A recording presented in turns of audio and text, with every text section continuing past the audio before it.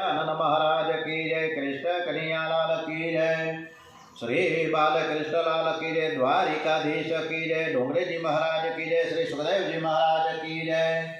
ओम विघ्नेश्वराय वरदाय सुरप्रियाय लंबोदराय सकलाय जगद्विताय नागाननाय श्रुति अग्रविभूषिताय गौरीसुताय गणनाथ नमो नमस्ते। श्री गम गणपते नमो नमः।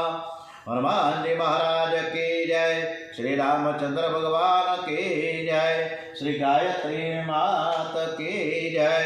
ओम भूर्भुवः स्वः तत्सवितुर्वरेण्यं भर्गो देवस्य धीमहि धियो यो नः प्रचोदयात्। ओम श्री सिद्धेश्वर महादेवाय नमो नमः। श्री सोमनाथ महादेवाय नमो नमः। भारत माता की जय। वंदे वेद मातरम वंदे वेद मातरम। श्री भागवत भगवान जी महाराज की जय। આજની કથા આપણે શ્રી કૃષ્ણ પરમાત્માને સરસ રીતે સંભળાવી એવા ભાવ સાથે આજની તારીખ છે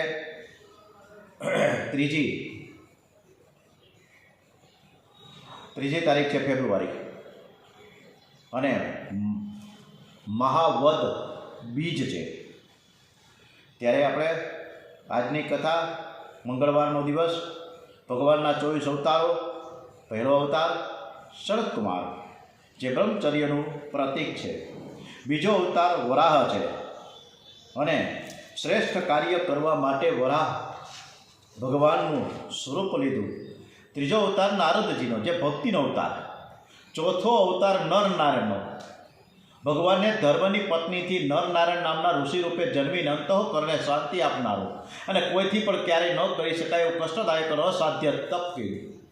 આ અવતાર છે એ નરનારાયણનો। ચોથો અવતાર છે કપિલદેવનો જે જ્ઞાન વૈરાગ્ય પરમાત્મા અવતાર દ્વારા સિદ્ધ પુરુષોના ઈશ્વર થયા અને આસુરી નામના બ્રાહ્મણને સાંખ્ય શાસ્ત્ર કહ્યું। છઠ્ઠો અવતાર દત્તાત્રેયનો છે। અનસૂયા તથા ત્રિ ઋષિની પ્રાર્થનાથી પરમાત્મા અત્રિને ત્યાં પુત્ર થઈને અવતર્યા। બ્રહ્મચર્ય સંતોષ ભક્તિ જ્ઞાન વૈરાગ્ય તમારામાં આવે ને તો ભગવાન તમારા ત્યાં આવે। સાતમો અવતાર યજ્ઞનો છે। આઠમો અવતાર ઋષભદેવનો છે અને પરમાત્મા નાભિરાજાની મરુદેવી નામની પત્નીથી ઋષભદેવ તરીકે જન્મ્યા। નવમો અવતાર પૃથ્વીરાજાનો। આ અવતાર ઋષિઓની માંગણીથી ધારણ કર્યો હતો। દસમો અવતાર મસ્તનારાયણનો। ચાક્ષુષ મન્વંતરમાં મસ્ત અવતાર ધારણ કરી પૃથ્વીરૂપ નૌકામાં વૈવસ્તુ મનુને બેસાડીને તેની રક્ષા કરી। 11મો અવતાર કૂર્મનો છે। જ્યારે દેવો અને દાનવો સમુદ્ર મંથન કરવા લાગ્યા ત્યારે પરમાત્માએ કાચબાનું રૂપ ધારણ કર્યું અને પોતાની પીઠ ઉપર મંદરાચલને ધારણ કર્યો એટલે આ 11મો અવતાર કૂર્મનો છે। 12મો અવતાર ધન્વંતરીનો। પરમાત્માએ ધન્વંતરીનો અવતાર ધારણ કરીને અમૃતયનો। 13મો અવતાર છે મોહિની નારાયણનો। પરમાત્માએ મોહિની રૂપી સ્ત્રીનો અવતાર ધારણ કરી પોતાના રૂપથી દાનવોને મોહિત કરી દેવોને અમૃત પાયું। 14મો અવતાર નરસિંહ ભગવાન। આ અવતાર પુષ્ટિનો જે અવતાર ભક્ત પ્રહલાદ ઉપર કૃપા કરવા માટે થયો છે। ભગવાને નરસિંહ અવતાર ધારણ કરી સાદડીને વણનારો જેમ નખવતી એર કાઢે એક જાતનું તૃણ ચીરી નાખે એમ મંદવત થયેલા દૈત્યોના રાજા હિરણ્યકશિપુને ચીરી નાખ્યા અને ભક્ત પ્રહલાદ પર કૃપા કરી। પ્રહલાદ જેવી દ્રષ્ટિથી જુઓ તો થાંભલામાં પણ ભગવાનના દર્શન થશે। ઈશ્વર સર્વવ્યાપક છે એ સિદ્ધ થાય છે। 15મો અવતાર છે વામનજીનો। પરમાત્માએ વામનનો અવતાર ધારણ કર્યો છે। બલિરાજાના યજ્ઞમાં ગયા એની પાસેથી સ્વર્ગ પાછું મેળવી લેવાની ઈચ્છાથી 3 પગલાં પૃથ્વી માંગી। જે પૂર્ણ નિષ્કામ છે જેના પર ભક્તિ નીતિનું છત્ર છે એને ધર્મનું બખ્તર પેલું છે તે ભગવાન પણ મારી શકતા નથી। પરમાત્મા મોટા છે છતાં બલિરાજા આગળ નાના બીના। પરમાત્મા પાતાળમાં બલિરાજાના સેવક બન્યા છે ચોકીદાર બન્યા। 16મો અવતાર પરશુરામનો। ભગવાને પરશુરામનો અવતાર ધારણ કરી ક્ષત્રિયો પર ક્રોધાયમાન થઈને પૃથ્વીને 21 વાર નક્ષત્રિય કરી આ આવેશ અવતાર છે। 17મો અવતાર વ્યાસ નારાયણનો જ્ઞાન અવતાર છે।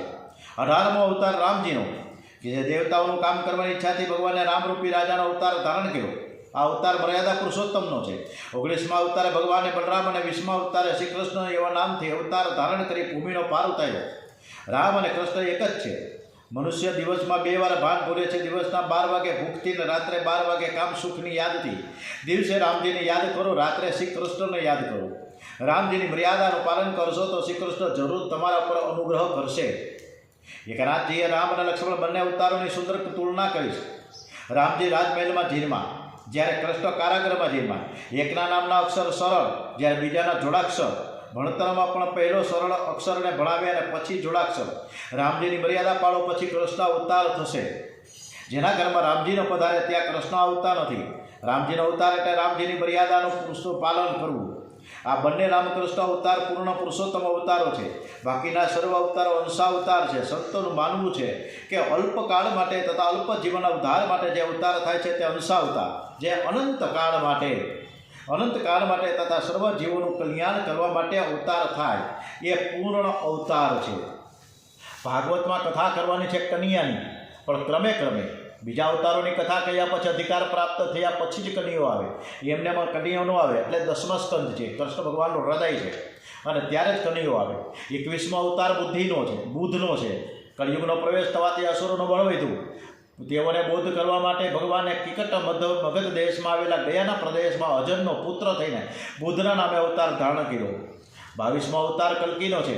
કલીને અંતે રાજાઓ ચોર જેવા થઈ ગયા, ત્યારે પરમાત્મા વિષ્ણુ યશને ત્યાં કલી નામે અવતાર લેશે. આ 22 અવતાર સાથે ધર્મ તથા મનુ એ 2 અવતાર ગણતા શ્રી હરિ પરમાત્માના કુલ 24 અવતાર ગણાય છે. સુખદેવજી મહારાજે આ ભાગવતની કથાનું પઠન કર્યું છે પરીક્ષિત રાજાની સમક્ષ. ત્યારે સૌનકજી પૂછે કે વ્યાસજીએ ભાગવત પુરાણની રચના શા માટે કરી? રચના કર્યા પછી તેનો પ્રચાર અને પ્રસાર કેવી રીતે કર્યો? એ કથા અમને વિસ્તારપૂર્વક સાંભળવાની તમે કૃપા કરો, જણાવવાની કૃપા કરો. જેમ અતિશય લોભી માણસ પ્રતિપળ ધનનું ચિંતન કરે છે, તેમ જ્ઞાની દરેક પળ ઈશ્વરનું સ્મરણ કરે છે. જ્ઞાની પળ ઈશ્વરથી અલગ રહી શકતો નથી.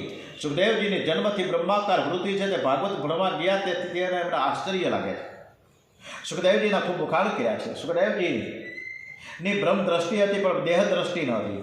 જ્યાં દેહ દ્રષ્ટિ છે ત્યાં દુઃખ છે, બ્રહ્મ દ્રષ્ટિ છે ત્યાં આનંદ છે.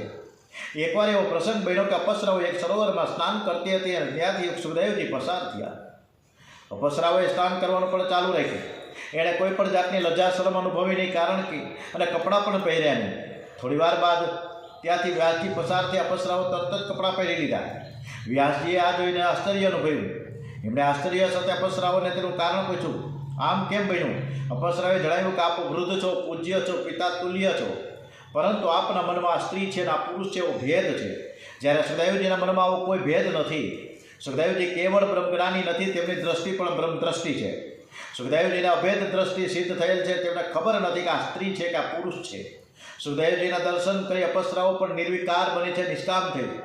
સુખદેવજીનો બીજો પ્રસંગ જોઈએ તો સુખદેવજી મહારાજ અને નારદજીનો એક પ્રસંગ આપણે ડોગરજી મહારાજે સરસ મજાનો કથા કરી છે કે એકવાર જનક રાજાના દરબારમાં સુખદેવજી મહારાજ અને નારદજી પધાર્યા હતા. સુખદેવજી બ્રહ્મચારી જ્ઞાની છે, નારદજી પણ બ્રહ્મચારી અને જ્ઞાની છે, ભક્તિ માર્ગના આચાર્ય છે. બંને પુરુષો મહાન છે. આ બંનેમાંથી શ્રેષ્ઠ કોણ? આ સમસ્યાનું સમાધાન જનક રાજા પણ કરી શક્યા નહીં. પરીક્ષા વગર કેવી રીતે નક્કી થઈ શકાય? જનક રાજાની રાણી સુનૈનાએ બંને પરીક્ષા કરવાનું બીડું ઝડપ્યું. હું બંને મહાપુરુષોની પરીક્ષા કરીશ. સુનૈના રાણીએ બંનેને પોતાના મહેલમાં બોલાવ્યા અને હિંડોળા ઉપર બેસાડ્યા. બાદમાં સુનૈના રાણી શૃંગાર કરીને આવ્યા અને બંનેની વચમાં બેસી ગયા. આથી નારદજીને સહેજ સંકોચ થયો કે હું બાલ બ્રહ્મચારી છું, તપસ્વી છું. કદાચ આ સ્ત્રી મને અડકી જશે અને મારા મનમાં વિકાર આવશે તો. તેથી તેઓ સહેજ દૂર ખેંચ્યા. ત્યારે સુખદેવજીને તો અહીં કોણ આવીને બેઠું એનું કંઈ ભાન નથી. એમને સ્ત્રી પુરુષનું ભાન નથી. તેઓ દૂર ખસતા નથી કે મનમાં સંકોચ કરતા પણ નથી. સુનૈના રાણીએ નિર્ણય આપ્યો કે આ બંને મહાપુરુષોમાં સુખદેવજી મહારાજ શ્રેષ્ઠ છે. કારણ એમને સ્ત્રી તત્વ કે પુરુષ તત્વનું સહેજ પણ ભાન નથી. જ્યાં સુધી આ ભાન ન જાય ત્યાં સુધી ઈશ્વર મળતા નથી. સ્ત્રી તત્વ અને પુરુષ તત્વનું ભાન ભૂલાય ત્યારે જ ભક્તિ સિદ્ધ થાય છે એમ માનવું. સુખદેવજીએ સ્ત્રીમાં સ્ત્રી તત્વ દેખાતું નથી, તેને સર્વમાં બ્રહ્મ ભાવ છે એમ જ ગણે છે. સુખદેવજી ભિક્ષાવૃત્તિ માટે નીકળે છે ત્યારે ગોદોહન કાળથી 6 મિનિટથી વધારે ક્યાંય થોભતા નથી. છતાં 7 દિવસ સુધી બેસી તેના કથા પરીક્ષિતે કેવી રીતે કહી? નકર તો 1 મિનિટે બેસતા નથી કહી. અમે સાંભળ્યું છે કે પરીક્ષિત ભગવાન શ્રી કૃષ્ણનો મોટો પ્રેમી ભક્ત હતો અને તેને શ્રાપ શા માટે થયો? સુતજી કહે છે કે શ્રવણ કરો. દ્વાપરની સમાપ્તિનો સમય હતો. બદ્રીનારાયણ જતા રસ્તામાં કેશવ પ્રયાગ આવે છે. ત્યાં વ્યાસજીનો આશ્રમ આવે છે. વ્યાસનારાયણ સરસ્વતી નદીના કિનારે વ્યાસાશ્રમમાં બિરાજ્યા હતા. એકવાર તેમને દર્શન થાય છે. દુનિયામાં શું છે? એકવાર એને કળિયુગના દર્શન થયા. એને 5000 વર્ષ સુધી વર્ષ પછી દુનિયામાં શું થશે એના દર્શન થાય. 12મા સ્કંદમાં આનું વિગતવાર વર્ણન કર્યું છે. વ્યાસજીએ જે જોયું એવું લખ્યું છે. વ્યાસજી જાણે છે કે કળિયુગના મનુષ્યો વિલાસી અને બુદ્ધિહીન થશે, મંદ બુદ્ધિવાળા થશે. તેઓ વેદશાસ્ત્રોનું અધ્યયન કરી શકશે નહીં. તેથી વેદના 4 વિભાગ કર્યા. ત્યારબાદ તેમને થયું કે તેઓ કદાચ વેદનું અધ્યયન તો કરી શકશે, પણ વેદના તાત્પર્યનું, વેદના તત્વનું જ્ઞાન થશે નહીં.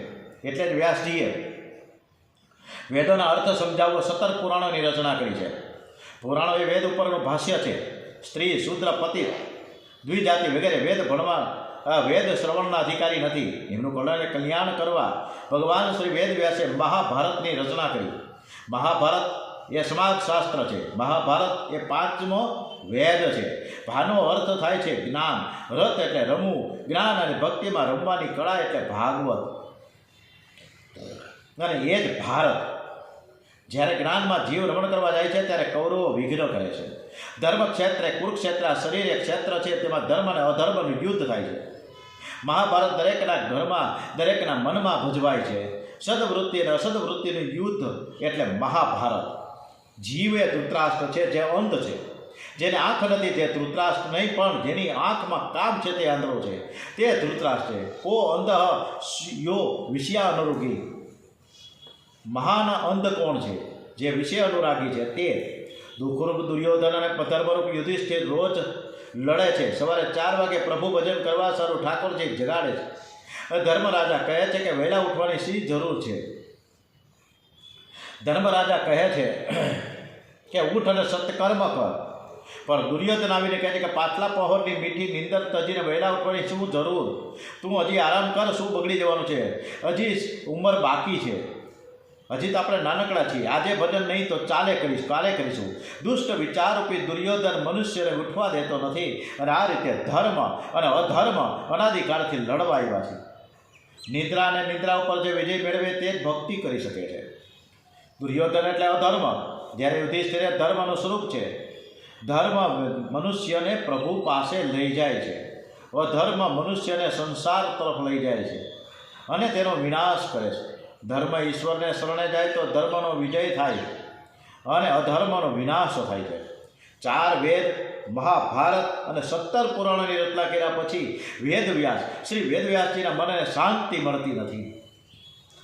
વ્યાસજી જ્ઞાની પુરુષ છે. તે પોતાની અશાંતિનું કારણ અંદર જ શોધે છે. તમારા દુઃખનું કારણ બહાર નહીં, પણ તમારી અંદર છે. અજ્ઞાન અને અભિમાન એ બધા દુઃખના કારણ છે. વ્યાસજી પોતાની અશાંતિનું કારણ અંદર શોધવા માટે પ્રયત્ન કરે છે. મેં કાંઈ પાપ તો નથી કર્યું ને? અજ્ઞાની અશાંતિનું કારણ બહાર શોધે છે. બહારના કારણને અશાંતિનું મૂળ સમજે છે. આજકાલ લોકો પુણ્યને યાદ કરે છે, મેં આમ કર્યું અને તેમ કર્યું, પણ પાપને કોઈ યાદ કરતા નથી. પાપનો કોઈ વિચાર કરતું નથી. વ્યાસજીને ચિંતા થાય છે કે મારા હાથે કાંઈ થાય તો પાપ તો કંઈ થયું નથી ને? નાના, હું તો નિષ્પાપ છું, પણ મનમાં મને કંઈક ખટકે છે. જરૂર મારું કોઈ પણ કાર્ય અધૂરું રહી ગયું હશે. મનુષ્યને પોતાની ભૂલ દેખાતી નથી. એટલે જ કહ્યું છે કે કૃપા ભય તવ જાનીએ જબ દેખી આપના દોષ. પોતાની ભૂલ દેખાય ત્યારે સમજવું કે ઈશ્વરની મારા પર કૃપા થઈ છે. જગતના કોઈ પણ જીવમાં દોષ જોશો નહીં. પોતાના મનને સુધારો. પોતાનો દોષ બતાવે એનો ઉપકાર માનજો. જ્ઞાન, ધન અને માન સુપાત્રને મળે તો તે સુખી થાય છે. વ્યાસજી જ્ઞાની છે, છતાં પોતાની જાતને નિર્દોષ માનતા નથી. મનુષ્ય પોતાની જાતને નિર્દોષ સમજે, એ જ એનો મોટો દુર્ગુણ છે. નિર્દોષ એકમાત્ર ઈશ્વર છે. સુખદેવજીએ જનક રાજાને પોતાના ગુરુ બનાવ્યા. તેણે જનક રાજા પાસે બધી જ વિદ્યા શીખવા લાગ્યા. વિદ્યાભ્યાસ પૂરો થયા પછી સુખદેવજીને ગુરુ દક્ષિણા આપવાની ઈચ્છા થઈ. સુખદેવજીએ જનક રાજાને કહ્યું કે હું તમને ગુરુ દક્ષિણા આપવા માગું છું, બોલો તમને હું શું આપું? જનક રાજાએ ગુરુ દક્ષિણા લેવાની ના પાડી, છતાં સુખદેવજીએ તેને ખૂબ આગ્રહ કર્યો. ત્યારે જનક રાજાએ કહ્યું કે જો તમારી ખરેખર ગુરુ દક્ષિણા આપવાની ઈચ્છા હોય તો મને એવી ચીજ લાવી શકો કે જે જગતમાં બિલકુલ નકામી હોય.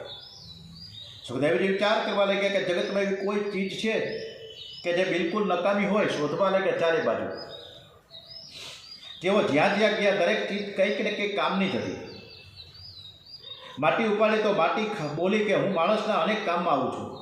પથ્થર બોલ્યો તો મકાન બનાવવા માટે ઉપયોગી છું. છેવટે સુખદેવજી વિષ્ટા પાસે ગયા તો વિષ્ટા એમ બોલી કે હું ખાતર બનાવવા માટે ઉપયોગી છું. સુખદેવજી દ્વિધામાં પડી ગયા છે. ઈશ્વરની બનાવેલી દરેક ચીજ કંઈક ને કંઈક કામમાં જરૂર આવે છે. અંતે સુખદેવજીએ જનક રાજા પાસે જઈને કહ્યું કે હું તમને મારું અભિમાન અર્પણ કરું છું, કારણ કે તે મારા માટે કંઈ જ કામનું નથી. જીવનમાં કોઈ સંત મળે તો તેના સત્સંગથી મનુષ્યને પોતાની ભૂલનું જ્ઞાન થાય છે. વ્યાસજીના સંકલ્પથી પ્રભુએ નારદજીને ત્યાં જવા માટે પ્રેરણા કરી. કીર્તન કરતાં કરતાં નારદજી વ્યસાશ્રમમાં પધારે છે. વ્યાસજીએ ઊભા થઈને નારદજીનું સ્વાગત કર્યું છે. ગંગાજીને આનંદ થયો છે. આજે આ બે મહાપુરુષોના મિલનની કથા ગંગામાં પ્રગટ છે. તો ગંગા પ્રગટ છે. કથા ગંગા એ આપણી ગંગા જ છે અને વહેવા લાગશે. આને કથા ગંગાથી અનેક જીવોનું કલ્યાણ થશે. આજે ગંગાજી શાંત થયા છે. આ બે મહાવૈષ્ણવો મારા કૃષ્ણની કથા કરશે, એના સત્સંગમાં વિઘ્ન ન થાય. વ્યાસજી અને નારદજી વચ્ચેનો એક વાર્તાલાપ જોઈએ. નારદજી વ્યાસજીને કુશળ સમાચાર પૂછ્યા. નારદજી કહે છે કે હું તો આપને અભિનંદન આપવા આવ્યો છું, છતાં આપને ચિંતામાં જોઈ મને આશ્ચર્ય થાય છે. મને લાગે છે કે આપ જરૂર કોઈ ચિંતામાં લાગો છો. વ્યાસજી કહે તમારી વાત ખરેખર સાચી છે. મારી કંઈક ભૂલ થઈ છે, પણ મને મારી ભૂલ સમજાતી નથી. કૃપા કરીને આપ મને મારી ભૂલ બતાવો. મારામાં જે અપૂર્ણતા હોય તે મને બતાવો. હું તમારો ઉપકાર માનીશ. વ્યાસજીને વિવેક જોઈ નારદજીને આનંદ થયો. નારદજી કહ્યું મહારાજ, આપ તો નારાયણના અવતાર છો, આપણાથી શી ભૂલ થાય? તમે તો જ્ઞાની છો, તમારાથી કાંઈ ભૂલ ન થાય, છતાં આપ અતિ આગ્રહ કરે પૂછો છો. બતાવું કે આપણાથી થોડીક ભૂલ થઈ છે. આથી આપે બ્રહ્મસૂત્રમાં વેદાંતની ખૂબ ચર્ચા કરી. આત્માને અનાત્માનો બહુ વિચાર કર્યો. યોગી સૂત્રના ભવિષ્યમાં યોગની બહુ ચર્ચા કરી. સમાધિના ભેદોનું વિસ્તૃત વર્ણન કર્યું. પુરાણમાં વર્ણાશ્રમનું વર્ણન કર્યું છે. પરંતુ ધર્મ, જ્ઞાન અને યોગ એ સર્વના આધારે ત્યાં કૃષ્ણ છે. અને આ સર્વના આત્મા શ્રી કૃષ્ણ છે. તેની કથા આપે પ્રેમપૂર્વક વર્ણવી નથી. તમે ભગવાનનો નિર્મળ યશ પ્રેમપૂર્વક વર્ણવો નથી. મારું માનવું છે કે જે વડે ભગવાન પ્રસન્ન ન થાય તે જ્ઞાન અને શાસ્ત્ર શું અપૂર્ણ છે. આપ નારાયણના અવતાર છો. આપનો જન્મ કળિયુગના જીવોનો ઉદ્ધાર કરવા માટે જ થયો છે. તમારું તે અવતાર કાર્ય હજી સુધી તમારા હાથે થયું નથી. તે અધૂરું છે. તેનો અમારા મનમાં ખટકે છે. પ્રભુ મિલન માટે જે આતુર થતા નથી તેનું જ્ઞાનથી શું કામનું? પરંતુ પરમાત્માના પ્રેમમાં પાગલ ન થાય ત્યાં સુધી તેને આનંદ મળતો નથી. કલિયુગના ભોગી જેવો તમારા યોગસૂત્ર અને બ્રહ્મસૂત્ર સમજી નહીં શકે. કલિયુગના ભોગીને વિલાસીનો જીવો તમારા ગહન સિદ્ધાંતોને બરાબર સમજી પણ શકતા નથી. આપ યોગ, જ્ઞાન આદિની ખૂબ ચર્ચાઓ કરી, પણ ભગવાનની લીલા કથાઓનું પ્રેમપૂર્વક વિસ્તારથી વર્ણન કર્યું નથી. પૂર્વ મીમાંસામાં આપે કર્મયાગનું પ્રવૃત્તિ ધર્મનું વર્ણન કર્યું. ઉત્તર મીમાંસામાં નિવૃત્તિ ધર્મનું વર્ણન કર્યું. સંન્યાસને પ્રાધાન્ય આપો, નિવૃત્તિને પ્રાધાન્ય આપો. પરંતુ મને એમ લાગે છે કે આ બંને માર્ગો કલિયુગના જીવન ઉપયોગી થશે નહીં. કલિયુગના જીવન ઉદ્ધાર કરવા માટે મધ્યમ વર્ગ બતાવો. કર્મ કરે પણ તે કૃષ્ણ પ્રેમ વિનાનું હોય તો તેની કિંમત થતી નથી. કૃષ્ણ પ્રેમ વિના યોગ વ્યર્થ છે. કૃષ્ણ પ્રેમ વિના જ્ઞાન પણ વ્યર્થ છે, તો તેની કિંમત થતી નથી. પરમાત્મા જેને પોતાનો ગણે છે તેને જ પોતાનું અસલી સ્વરૂપ બતાવે છે. પ્રભુએ પોતાનું નામ પ્રગટ રાખ્યું છે, પણ સ્વરૂપ અપ્રગટ રાખ્યું છે. પરમાત્માએ પોતાનું સ્વરૂપ છુપાવ્યું છે. સામાન્ય જીવો પણ પારકા માણસોના દેખતા તિજોરીઓ ખોલતા નથી. જેના તરફ પ્રેમ હોય તેના વગર કહીએ બધું બતાવતા હોય છે. પરમાત્માની સાથે મનુષ્યો પ્રેમ કરતા નથી, એટલે જ પરમાત્માનો તેમાં અનુભવ કરી શકાતા નથી. એમની આગળ પ્રભુ પોતાનું સ્વરૂપ છુપાવે છે. જો પ્રભુ સાથે પ્રેમ કરો તો તેઓ પોતાના લાડીલા ભક્તોને પોતાનું સ્વરૂપ જરૂર બતાવે છે. અરે મનુષ્યો જોડા સાથે પૈસા સાથે પ્રેમ કરે છે, સેવા કરવાની જરૂર લાગતી નથી, તેને બ્રહ્મચર્ય પાળવાની પણ જરૂર લાગતી નથી. આપે શ્રી કૃષ્ણ લીલાઓનું પ્રેમથી દાન કર્યું નથી. બસ આ જ તમારી અશાંતિનું કારણ છે અને આથી જ તમને દુઃખ થાય છે, મનમાં ખટકે છે. જ્ઞાનની ભાષા પ્રેમ અને ભક્તિ છે. જો સર્વમાં ભગવત ભાવ ન જાગે તો એ જ્ઞાન શા કામનું? જગત સાથે કરેલો પ્રેમ છે ને અંતમાં રડાવે છે. શ્રી કૃષ્ણ પ્રેમમાં પાગલ બન્યા છે તો શાંતિ મળશે કે કેમ? આપે કૃષ્ણ પ્રેમમાં પાગલ થઈ કૃષ્ણ કથાનું પરિપૂર્ણ પાલન કર્યું નથી અને તેથી જ આપનું મન અશાંત રહે છે. જીવ પાસે ઈશ્વર બીજું કંઈ માગતો નથી. કળિયુગના મનુષ્યને ગરમ પાણી ન મળ્યું હોય તો તે મગજ ગુમાવી બેસે છે. જરાસારધી ગમે ત્યારે ઉકળી આવે છે. જરા એટલે વૃદ્ધાવસ્થા, અને વૃદ્ધાવસ્થામાં બાળક જેવા સ્વભાવ થઈ જાય. એટલે ત્યારે આપણું મન આપણામાં કાબૂમાં રહેતું નથી. ચિત્તવૃત્તિના નિરોધને યોગ કહે છે. એને સિદ્ધ કરવો મુશ્કેલ છે. હવે આપ એવી કથા કરો કે સૌને પ્રભુ તરફ પ્રેમ જાગે. એવી દિવ્ય કથા કરો, એવું પ્રેમ શાસ્ત્ર બનાવો કે જે બધા જ કૃષ્ણ પ્રેમમાં પાગલ બની જાય. કથા સાંભળનારને કનિયો દેખાય, કનિયો વહાલો લાગવા લાગે અને સંસાર તરફ સૂગ આવે.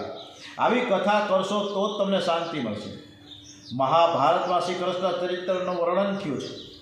એમાં ધર્મ સદાચારને ઘણું જ મહત્ત્વ અપાયું છે. જ્યાં પ્રેમ ગૌણ છે, તમે કથા કરો તો એવી કરો કે તમને પણ શાંતિ મળે, સર્વ જીવોને પણ શાંતિ મળે. વ્યાસજીએ જ્યાં સુધી ભાગવત શાસ્ત્રની રચના કરી નથી ત્યાં સુધી તેમને શાંતિ મળી નથી. કળિયુગમાં શ્રી કૃષ્ણ કથા, શ્રી કૃષ્ણ કીર્તન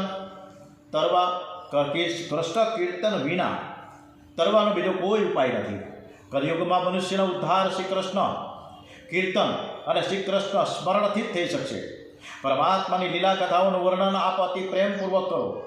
સર્વ સાધનોનું ફળ છે ને પ્રભુ પ્રેમ જ છે. હે મહારાજ, આપ તો જ્ઞાની છો, આપને હું વધુ શું કહું? હું મારી કથા આપને કહું છું. હું કેવો હતો અને કેવો થયો. નારદજી કહે છે વ્યાસજીને, હું કેવો હતો ભૂતકાળમાં, મારો આગલો જન્મ શું હતો?